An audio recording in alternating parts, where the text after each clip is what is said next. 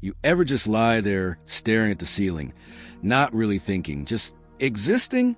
It's 2 a.m. Your room is silent, but your mind isn't. You feel exhausted, but not because you've been working. No, you're tired from the weight of not knowing where you're headed, not knowing what's next, not knowing why you can't just do the things you said you'd do. And then it hits you, maybe I'm just lazy. That voice, it's cruel. It whispers to you when no one else is around. You start believing it. But what if I told you something else? What if you're not lazy? You're just lost. Let's go back. Not years. Decades. You were a kid. You had dreams. Big ones. Maybe you wanted to be an astronaut or a painter or build something the world had never seen. But somewhere along the way, those dreams started shrinking. You were told to be realistic, to follow the path, to stop daydreaming. They told you what success should look like. Go to school, get good grades, get a job, save, retire. You didn't question it. Why would you? Everyone around you followed it too. But deep down, you started feeling it, that this wasn't your path, that this version of life felt empty, mechanical, colorless, and yet you kept going. You told yourself it was just a phase. But now, you're here, stuck, drained, wondering what went wrong.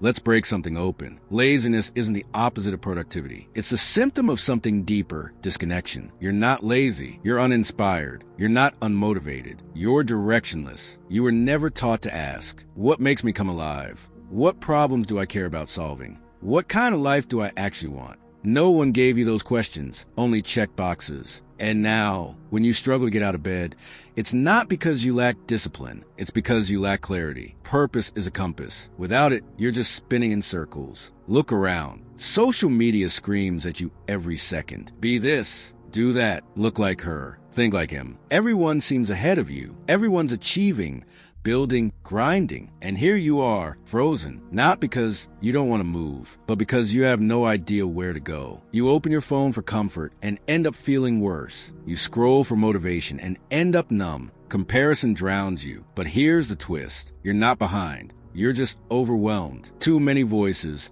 too many paths, none of them yours. Sometimes what you need isn't a goal. It's silence. The world rewards noise. It never tells you to stop, to reflect, to ask, who am I becoming? But when was the last time you were truly alone with your thoughts? No distractions, no expectations, just you and the truth. Stillness feels scary because it makes you face yourself. But in that silence, that's where clarity starts whispering, not yelling, whispering. And if you listen long enough, you'll begin to remember who you were before the world told you who to be. Let's say you had a map, but this map didn't show you where others went. It showed you where you feel alive, where curiosity pulls you, where passion flows, where time disappears. What would you chase? What would you build? You don't need to have it all figured out. You just need a thread, one thread of genuine interest. Follow it, even if it makes no sense right now. Especially if it makes no sense right now. Because the path isn't found by standing still. It's revealed as you walk, step by step, curiosity by curiosity. And one day, you'll look back and realize you weren't lazy. You were searching. You know what's wild? Sometimes it's not your dreams you're chasing. It's someone else's. Your parents, your teachers, your culture. Their voices became so loud, you mistook them for your own. You didn't want to disappoint them. You didn't want to be the failure. So you wore the mask. You played the role. And you got applause for being someone you're not. But deep down,